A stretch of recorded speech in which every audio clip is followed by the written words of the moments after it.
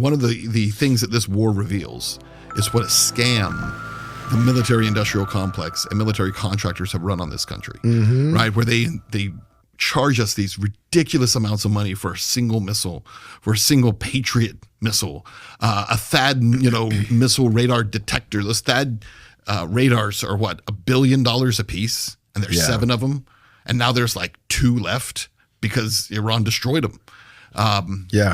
With drones that cost $20,000, right?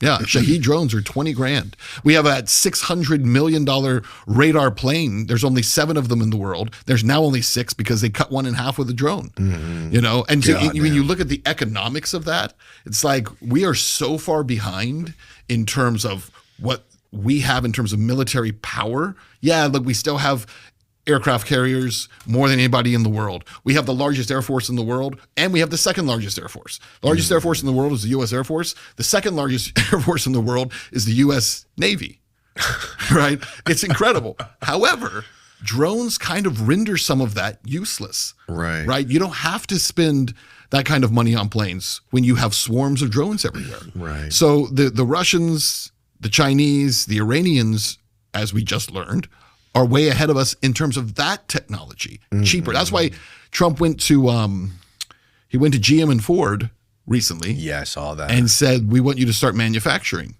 right? That the first time since World War II. And he's subsidizing them or what? So no official statement has been made about what they would do. I think this was basically Trump poking the contractors because he's like, you're taking too long to create equipment and it's too expensive. So if you can't do it, we'll find somebody who can, right?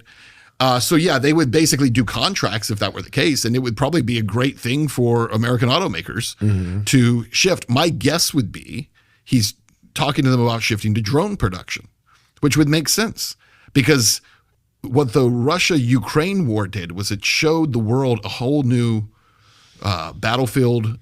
War is completely changed, completely changed. And what we've done for the last 40 years is we keep investing in the same antiquated technology. Yes. Right, that we've always had. So go back to the first Persian Gulf War, right? All the way back in 1991. And we were very proud of the Patriot missiles. Here are the Patriots. And we were like, oh my gosh, I grew up in El Paso and Fort Bliss was the home of the Patriot missile. Yeah. And it was like, we have this technology that we can stop anything. Well, at the time, that was true in 1991. In 2026, that ain't true. And Iran just proved that, right? What we do is we overwhelm you with missiles, and you got to shoot 5 or 6 Patriots to hit one. Right. We send 30, 40 at a time. You're out of luck. You're shit out of luck. And that doesn't even take into account things like hypersonics. Right. The Chinese have hypersonics. The Russians have hypersonics. You can't even detect them. They're moving so fast. Yeah. So I think this war is a little bit of a wake-up call that we're way behind. Talk about that declining power. And one reason we're declining power is because we have wasted so much treasure, $12 trillion over the past 40 years on these Middle East wars, if not more. And we haven't invested anything here at home. Right. All that money could have been used here. Instead, it's used over there. And for what?